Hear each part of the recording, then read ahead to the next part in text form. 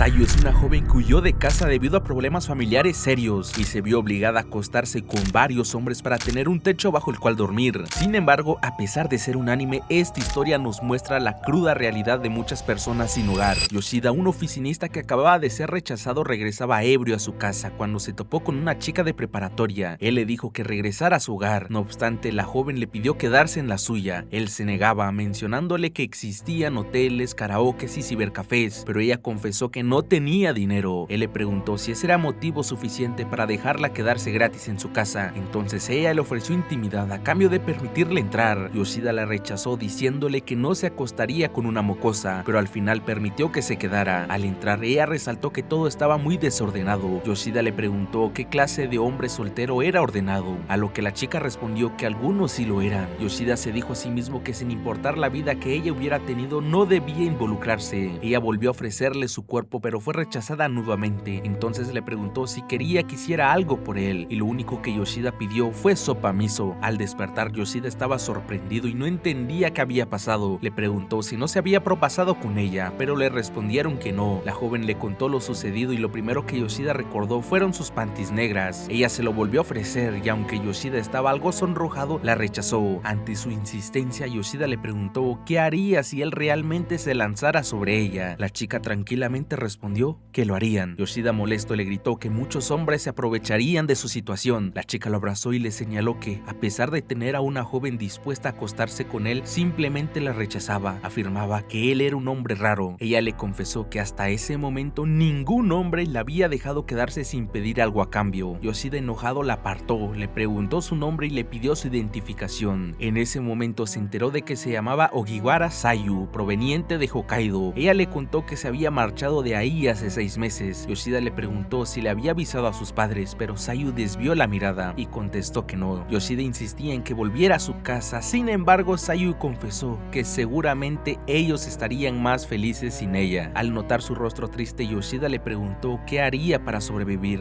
Le afirmó que él no era como los demás y que no le interesaba su cuerpo, pero le preguntó qué haría si le echaba de su casa. Sayu, al no tener más opciones, pensaba seguir haciendo lo mismo que hasta ahora. Yoshida quiso hacerla entrar en razón y le propuso un trato. A cambio de que ella se encargara de los quehaceres de la casa, él la dejaría quedarse. La respuesta era simple: Sayu no tenía dinero ni casa y por eso seducía a los hombres. Yoshida le dijo que corregiría esa mentalidad tonta. Sayu se sintió un poco ofendida y Yoshida le recriminó que era una malcriada que no conocía el valor de las cosas. Mientras Sayu estaba al borde del llanto, Yoshida se preguntaba por qué ella no pudo vivir una adolescencia normal. Yoshida le explicó que organizarían las tareas y los horarios. Sayu le comentó que hablaba como si ella fuera a quedarse para siempre, pero Yoshida le respondió que se quedara hasta que se cansara de huir. Yoshida pensaba que Sayu debió haber tenido otras opciones para sobrevivir antes que seducir hombres, aunque ella parecía haberlas olvidado hace tiempo. Le reiteró que le permitiría quedarse hasta que dejara de ser una chica malcriada, pero le advirtió que si volvía a insinuársele la sacaría a patadas. Yoshida le contó lo sucedido a su mejor amigo, quien le advirtió que la situación era peligrosa e incluso ilegal. Yoshida mencionó que buscó en internet algún reporte de desaparición, pero no logró encontrar nada. Su amigo le aconsejó que la devolviera con sus padres antes de que le causara problemas. Sin embargo, Yoshida no podía dejar de pensar en las palabras de Sayu. Cenaron juntos y al terminar, Yoshida le preguntó por el cenicero. Sayu quiso saber por qué fumaría afuera. Yoshida le explicó que lo hacía porque ella estaba ahí. Sayu comentó que era muy amable ya que los otros hombres solían fumar a su lado sin importarles nada. Yoshida, molesto, se preguntaba por qué los valores de Sayu se basaban en lo que habían hecho esos perdedores. La reprendió diciéndole que no era que él fuera amable, sino que los otros eran basura. Le aconsejó que no bajara sus estándares y que debía empezar a ver las cosas desde otra perspectiva. Mientras fumaba, Yoshida se decía a sí mismo que solo podía verla desde el rol de tutor y no comprendía cómo alguien podía sentirse atraído por ella. Pensó que sus valores distorsionados se debían a lo consentida que era. Sin embargo, con el tiempo se daría cuenta de su error. También aseguró que en su entorno hubo adultos malvados que la descarrilaron. Se llamó tonto a sí mismo, al igual que a los demás, por darle un lugar al cual huir y permitirle seguir siendo una malcriada, aunque en el futuro comprendería que el problema no era tan sencillo. Los días pasaban y como Sayu no tenía más ropa que su uniforme, Yoshida la llevó de compras e incluso le compró un futón para dormir. Sayu le decía que después de todo lo que hacía por ella no sabría cómo devolverle el favor. Yoshida le aseguró que gracias a ella todo estaba limpio y su vida era más cómoda. Sayu se sentía feliz e incluso bromeaba con él. Yoshida le dijo que al sonreír lucía más linda, lo que la hizo avergonzarse. En el trabajo, su mejor amigo le comentó que había rumores de que ahora tenía novia, ya que su ropa estaba planchada, salía puntual y trabajaba con mejor ánimo. Por la noche, Yoshida pensaba que ella no era físicamente su tipo, pero admitía que no era fea, que era buena en los quehaceres y que resultaba simpática. Se preguntaba por qué habría huido hasta Tokio. Con los días, sus conversaciones se volvieron más normales y la convivencia mejoró. Al principio, Yoshida tenía una idea equivocada sobre los motivos por los cuales Sayu huyó de su casa. Creía que era una niña mimada y consentida, pero esas ideas estaban muy alejadas de la realidad. Aún no era consciente de todo lo que Sayu sufrió para terminar en la calle. Yoshida estaba seguro de que fueron adultos quienes la orientaron por el camino equivocado. Sin embargo, no esperaba que esos mismos adultos fueran precisamente quienes debían protegerla. Además, Sayu tenía una percepción distorsionada de la realidad, pero de esto hablaré más adelante. Yendo nuevamente de compras, Yoshida quería darle lo necesario a Sayu. Incluso intentó comprarle un celular, pero ella no lo aceptó. Le dijo que ya tenía todo lo necesario con una sonrisa. Sin embargo, a Yoshida le molestaba, pues sentía que era una sonrisa falsa. En casa, mientras Sayu ordenaba las compras, quiso hacerle una pregunta a Yoshida, pero se arrepintió y volvió a sonreír de forma fingida. Yoshida le explicó que aunque no fuera su casa, podía actuar con libertad siempre que no rompiera las reglas. Por ello le pidió que dejara de intentar agradarle y de sonreír solo para ocultar sus verdaderas emociones. Sayu le preguntó por qué era tan amable, comentándole que era la persona más bondadosa que había conocido. Añadió que si él se lo pedía, dejaría de fingir. No obstante, esas sonrisas falsas ya se habían convertido en un hábito. Ella le reiteró que era muy amable y Yoshida le recordó que no bajara sus estándares, pero Sayu le confesó que nadie la había perdonado ni le había permitido tanto como él. Por eso, a partir de este momento, quería esforzarse para hacerlo feliz por haberla conocido. En el trabajo, Yoshida estaba a cargo de Mishima, quien cometió un error en su trabajo, lo que los obligó a quedarse tarde. Ella estaba claramente atraída por Yoshida, pero él no se percataba de sus sentimientos. Al llegar tarde, Sayu lo molestó fingiendo estar enojada, pero Yoshida se disculpó con sinceridad. Al final, él concluyó que ella realmente necesitaba un celular por si ocurría cualquier emergencia. Al día siguiente, durante el almuerzo, Yoshida tenía dificultades para elegir el modelo del teléfono. Su amigo le comentó que Sayu realmente le importaba, ya que de lo contrario no se esmeraría tanto en buscar algo que le hiciera feliz. También le advirtió que tuviera cuidado al relacionarse con ella, pues podría encariñarse demasiado o peor aún, que Sayu terminara enamorándose de él. Yoshida estaba impaciente por regresar a casa y darle la sorpresa a Sayu. Sin embargo, Gotou, la mujer que lo había rechazado, le pidió salir. Durante la cena, Yoshida no podía apartar la mirada de los magumbos de Gotou. Sin embargo, le intrigaba más la razón por la cual ella lo había invitado. Entre risas, ella sugirió que se hicieran una pregunta a cada uno. Yoshida le preguntó por qué lo había invitado a comer y Gotou fue directa al preguntarle si tenía novia. Él lo negó, pero a Gotou le resultaba extraño. Había sido su jefa durante 5 años y sabía que a él nunca le había importado hacer horas extra, pero ahora se marchaba puntual y cuidaba más su apariencia. Gotou sospechaba de él y de Mishima, pero él volvió a negarlo. Le confesó que durante los 5 años que llevaba en la empresa siempre había estado enamorado de ella y que incluso en ese momento seguía sintiendo lo mismo. Yoshida le preguntó por qué le interesaba el tema si ya lo había rechazado. Le aclaró que lo que hiciera un hombre a quien ella rechazó no debería ser asunto suyo. Gotou le respondió que si el chico que decía amarla empezaba a salir pronto con otra persona, resultaba molesto. Así cerraron el tema, pero ella permitió que él hiciera otra pregunta. Yoshida aprovechó para consultarle sobre su talla y Gotou le confesó que era copa y, de regreso, Yoshida seguía preguntándose por qué Gotou lo había invitado. Al llegar a casa le contó lo sucedido a Sayu, pero como él tenía mala cara, ella le ofreció un abrazo para después abalanzarse sobre él. Ella le sugirió que tomara una ducha para olvidar el mal rato. Mientras cenaban, él aprovechó para entregarle el celular a Sayu y mientras ella lo probaba, Yoshida recordó la advertencia de su amigo sobre no enamorarse de ella. Sin embargo, estaba convencido de que eso era imposible y se dijo que antes de verla como mujer, la veía como a una niña. Ahora que Yoshida era el único amigo de Sayu, ella, para compensárselo, le dedicó una sonrisa genuina que lo hizo avergonzarse. Yoshida se preguntaba qué había sido aquello. Sabía que no era una sonrisa fingida y llegó a pensar que era una sonrisa seductora que ocultaba alguna otra intención. Sayu soñaba con la vez que pasó la noche con un desconocido. Él la llamaba Miyuki, puesto que ella nunca les daba su verdadero nombre. Sin embargo, en lugar de un rostro de placer, Sayu mostraba una expresión perdida, como si no fuera consciente de lo que ocurría en el momento del acto. Al despertar, despertar en medio de la noche, lo primero que hizo fue mirar a Yoshida con ojos de asombro, y es importante que le presten atención a este momento porque lo explicaré más adelante. Por la mañana, Sayu se preguntaba por qué Yoshida no la tocaba. Se decía a sí misma que hacía los quehaceres, pero sentía que eso no lo beneficiaba realmente a él. Incluso pensó que al menos un poco de deseo él tendría que sentir. Al terminar su jornada, Mishima invitó a Yoshida al cine. Al salir de la oficina, él se topó con Gotou, quien quedó inquieta al verlo. Mientras tanto, en casa, Sayu se aburría y se preguntaba hasta cuándo podría vivir ahí. Estaba convencida de que al igual que los otros hombres, Yoshida la abandonaría cuando comenzara a estorbarle, y creía que el motivo sería la aparición de una novia. Sayu se preguntaba si Yoshida tenía intimidad con esa mujer. Aún no comprendía por qué se preguntaba aquello, pero justo en ese instante le llegó un mensaje donde él le avisaba que iría al cine con alguien. Sayu, intranquila, decidió ir a verlos y lo que encontró fue a Mishima abrazando a Yoshida. Mishima le dio a entender de forma directa pero a la vez sutil que él le gustaba. Sin embargo, él no lo comprendía o simplemente se hacía el desentendido. Al regresar a casa y no encontrar a Sayu, Yoshida pensó que alguien se la pudo haber llevado por la fuerza, pero en realidad ella estaba sentada sola en un parque. Pensaba que él nunca la había mirado de la forma en que miró a esa mujer.